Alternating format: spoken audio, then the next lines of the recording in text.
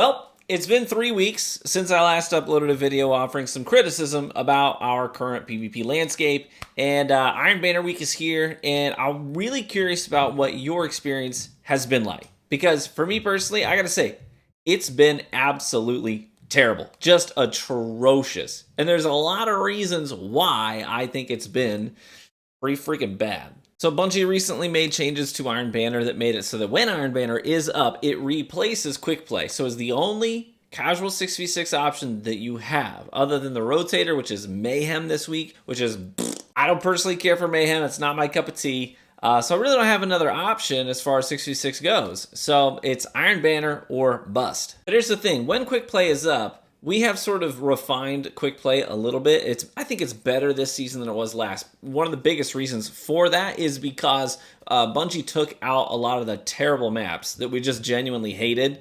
Took them out of the rotation. I'm talking about conversions. I'm talking about disjunction. Got those out of the way. And then replaced them with some decent maps. You know, we got Cauldron back and Anomaly back, which are great. They have some really fun, fast-paced gameplay to them. It's nice having them in the rotation among some of the other larger maps as well. So now we got a mixed bag. It's not just all big maps or bad maps. But for some reason, they didn't do that to Iron Banner. I played Disjunction 6 times today. 6! And I only played for a couple of hours. And I was like, are you kidding me? Like, we all unanimously hate this map.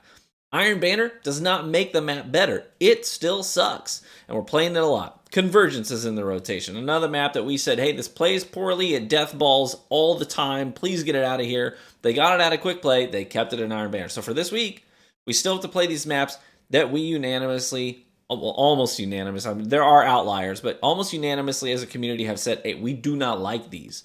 And we got to play them. In addition to that, we also have, well, at least I don't know about you, me, I have very long queue times. I mean, I could sit here and just play gameplay. I literally saved clips of queue times that were 3 minutes plus, and I've had several of them. So a lot of time, I'm sitting in orbit, actively not playing my video game, waiting to play my video game. And then when I get loaded into these matches, sometimes, not sometimes, a lot of times they're blowouts, they mercy, and they're over very quickly. So I actually end up spending more time not playing the game between queuing and loading up the match, looking at post-game screens and giving people commendations, and then going back to the queue. I spend more time not playing my video game than actually playing my video game. And, you know, I get people who say, well, TV, it's because you play at, you know, low player count times of the day when most people are at work. I play this game at night. I play it on the weekends. I play it during the day. I play it at all times of the day. It is not limited to just those hours of the day where there are fewer people playing. So queue time's definitely one of the factors making my Iron Banner experience pretty poor. Additionally, Bungie has still not gotten lobby balancing right. Now, they have said they're working on it. It's something they want to improve upon here very, very soon. But for the time being, it still sucks. And this week, I'm experiencing some terrible lobby balancing. It's leading to people quitting matches. Look at my team only has 4 players compared to their 6. That's happening a lot. People are leaving matches because the deathballing is starting immediately. And people know right off the bat, like, hey, this is not going to be a fun match for me. I'm leaving. Now, because of that, I end up having to fight an uphill battle, 4v6 for a good majority of the match while it's trying to find people to replace. And it also throws off the rest of the matchmaking because then it's just trying to fill. And you can clearly see some of these lobbies like, what did you think was going to happen? You know, like, how does the system say this is a good call for balancing up these teams? This will work. It didn't work. It didn't work at all. I was the only person that even broke even. And I spent half the time running away from people with supers because the deathballing kicks in immediately. These people start steamrolling my blueberries. Blueberries, by the way, is not an insult. They are little blue dots on the radar because they're not in my fire team, which means they're not green, they're blue, they look like blueberries on the radar. Not an insult, I know a lot of people take offense to that term. I'm just saying they're not in my fire team. But my blueberries, they go out there, because the lobby balancing is so poor, there's not a single person on the enemy team that they can really have a good fair duel against. They're all better than them. So they get farmed, which feeds the enemy team supers so that they can then farm us even harder. And so it's a snowball, and then it's a mercy, and then it breaks up the lobbies, and I'm back in that long queue. And I'm not just hand selecting and cherry picking specific lobbies. It's multiple lobbies. Look at this one. What did you think was going to happen? This was not a join in progress situation. This is not a situation where people left and requeued into the lobby. No, this was what the lobby was start to finish. Absolutely horrendous lobby balancing. Now, in addition to all of that, we still have skill-based matchmaking in Iron Banner. Now, historically, when Eruption first came out, I kind of dug it. I was like, this is pretty fun, fast-paced, exciting. But when you have skill-based matchmaking in Iron Banner, it slows things down to a halt. So much so that usually what's happening is I'm pushing into large groups of enemies because people will just stand shoulder to shoulder at the ends of lanes and just try and team fire the lanes down, get their streaks going, and then they can push and snowball with heavy and supers.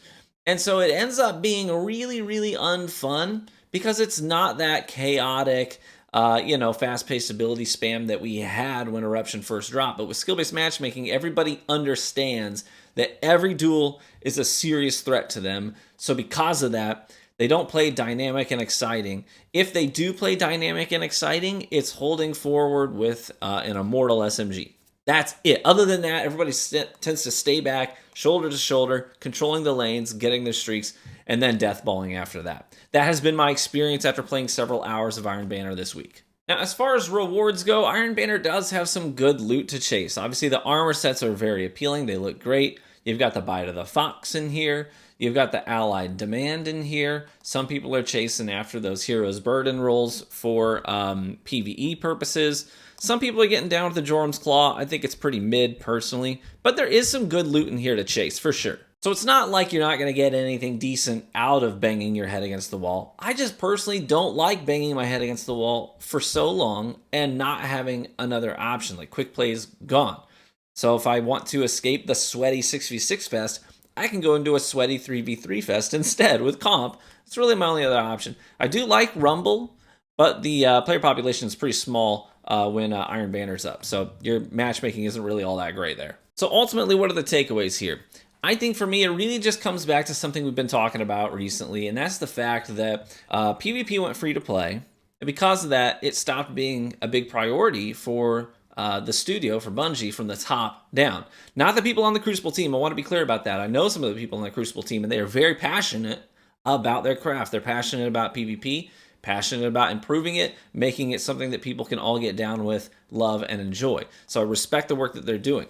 But the fact of the matter is that from the top down, Bungie said, listen, PvP cannot be monetized in ways that it used to be wrapped up in our DLCs and stuff like that, so we could justify spending time and energy and dev power into improving PvP. Not just maintaining it, but continuing to add more content to the PvP experience. Used to be the standard, we get 3 to 4 new maps with every DLC, you know what I mean? So it was constant infusion of content.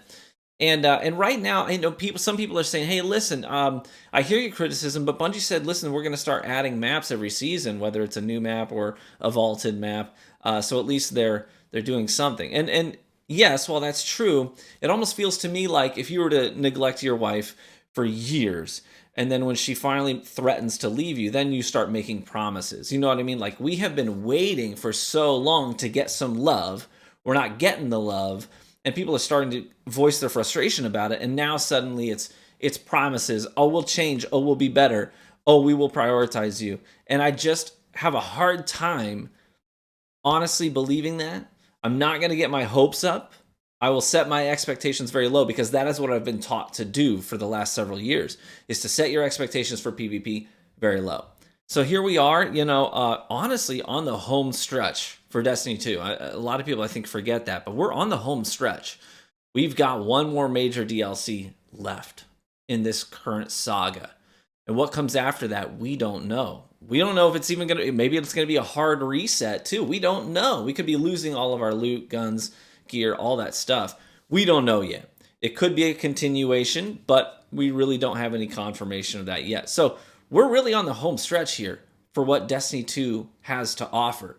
And so it's a little late in the game to start making promises about change.